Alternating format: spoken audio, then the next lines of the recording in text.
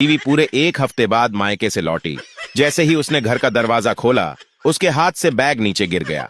उसे एक पल के लिए लगा, हे भगवान, कहीं मैं गलत घर में तो नहीं घुस गई, क्योंकि सामने का नजारा किसी चमत्कार से कम नहीं था। फर्श इतना चमक रहा था कि उसमें उसका चेहरा HD क्वालिटी में दिखाई दे रहा था। सोफे के कुशन ऐसे सजे थे जैसे किसी फर्नीचर शोरूम की फोटोशूट चल रही हो।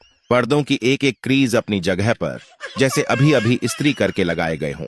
बीवी ने अपनी आंखें मली और मन ही मन सोचा, क्या मेरे पति ने स्वच्छ भारत अभियान ज्वाइन कर लिया है?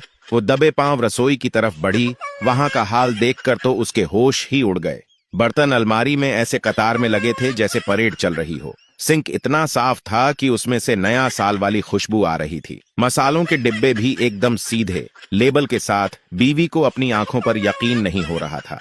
उसने मुझे देखा और उसकी आंखों में प्यार के आंसू छलक आए। वो दौड़कर मेरे गले लग गई और सिसकते हुए बोली, जी मुझे माफ कर देना, मैं तो आपको आलस का राजा समझती थी। आज पता चला कि आप तो सुपरमैन हैं।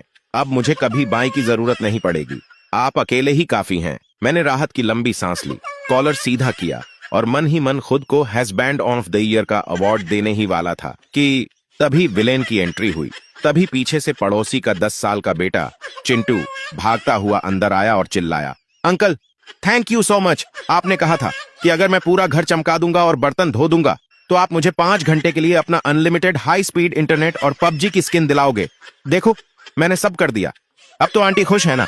बस फिर क्या था? बीवी का चेहरा ज्वालामुखी फटने को तैयार, मेरा चेहरा जैसे 440 वोल्ट का करंट लगा हो, चिंटू का चेहरा जैसे उसने वर्ल्ड कप जीत लिया हो।